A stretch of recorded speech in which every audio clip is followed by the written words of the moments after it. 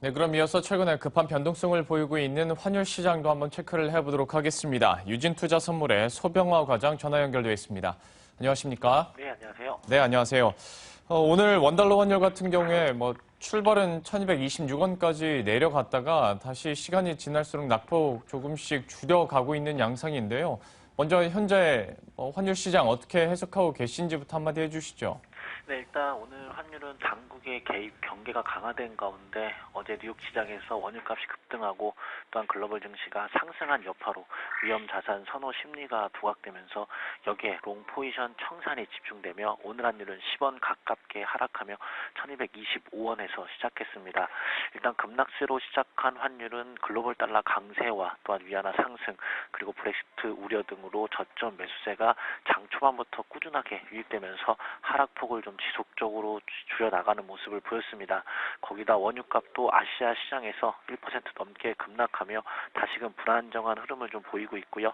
안전자산인 엔화까지도 큰 폭의 하락을 보이면서 우리 환율은 추가적으로 낙폭을 줄이며 현재 1231원대까지 반등하면서 거래되고 있는 모습을 보이고 있습니다.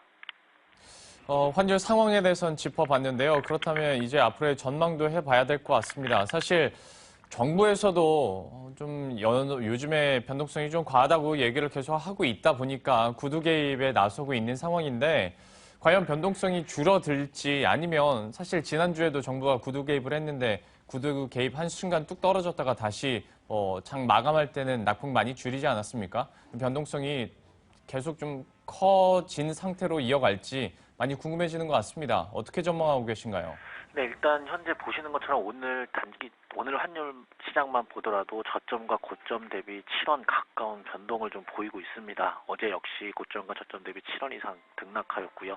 그리고 지난주 금요일은 10원 이상 등락하는 좀 모습을 지속적으로 좀 보이고 있습니다. 오늘 일단 오전장 중에 1220원대 안착할 수 있을 것으로 좀 예상을 하면서 한동안 좀 조정 장세를 좀 보일 수 있을 것으로 좀 예상을 하였으나 일단 저점 매수세 그리고 아직 상승 쪽의 기대 심리들은 아직도 좀 강화될 것으로 보고 있습니다. 일단 위에서는 당국의 개입 물량에 대한 부분들이 반영이 되고 있는 만큼 일단 추가 상승에 대한 흐름은 좀 잦아질 것으로 좀 보이고 있긴 하나 일단 변동성 확대는 지속적으로 좀 될 것으로 보고 있습니다. 일단 안정화될 듯 안정화되지 않고 있는 원유 가격 그리고 엔화 등도 변동성이 크게 확대되는 모습을 보이고 있고요. 따라서 우리 외환시장도 이런 부분들이 좀 반영이 되면서 변동성이 확대되는 모습을 좀 보이고 있습니다. 일단 1230원대 진입 시 당국의 추가적인 매도 개입으로 인해서 어떤 정도 변동성은 좀 축소될 수 있으면서 진정되는 모습을 보일 것으로 좀 예상이 되어지고 있긴 하나 일단 1220원대로 다시금 하락을 할 수 있는 부분들은 어느 정도 열어두셔야 될 것으로 보고 있고요. 또 일단 월말 장세로 인해 내고 물량들도 강하게 유입될 수 있는 부분들은 다시금 변동성을 확대시킬 수 있는 요인이 될 것으로 보고 있습니다. 일단 여기에 세력들의 매수와 매도 물량들이 한꺼번에 몰리는 경향들이 있기 때문에 일단 변동성이 계속적으로 좀 확대되면서 좀 혼란스러운 시장이 지속될 것으로 좀 예상을 하고 있습니다. 환율 시장에 대해서 전망을 해 주셨는데요. 우리 시청자 여러분들도 추가적인 변동성에 대해서 좀 조심을 하셔야 될 것 같고요. 그리고 마지막으로 한 가지만 더 좀 여쭤보도록 할 텐데요. 우리가 주식 시장에서도 이번 주에 있는 이제 G20 재무장관 회의 얘기를 많이 합니다만은 환율 시장에서 어떤 영향을 미칠지도 좀 궁금해집니다. 많은 전문가들이 그렇게 기대만큼의 정책 공조는 일어나지 않을 것이다라고 얘기도 하던데요. 과연 이 이벤트가 환율 시장에서는 어떤 변수로 작용할까요? 네, 일단 저 역시도 이 G20 회의로 인한 외환시장 영향은 좀 제한될 것으로 예상을 하고 있습니다. 최근 G20 회의가 열리면서 경제 공조에 대한 약속은 지속적으로 보이고 있긴 하나 시장에 임팩트를 줄 만한 이슈는 딱히 없었습니다. 따라서 이번 주에 예정되어 있는 회의 역시 특별한 임팩트를 줄 만한 이슈가 없을 것으로 좀 예상이 돼서 외환시장 영향은 크지 않을 것으로 보고 있습니다.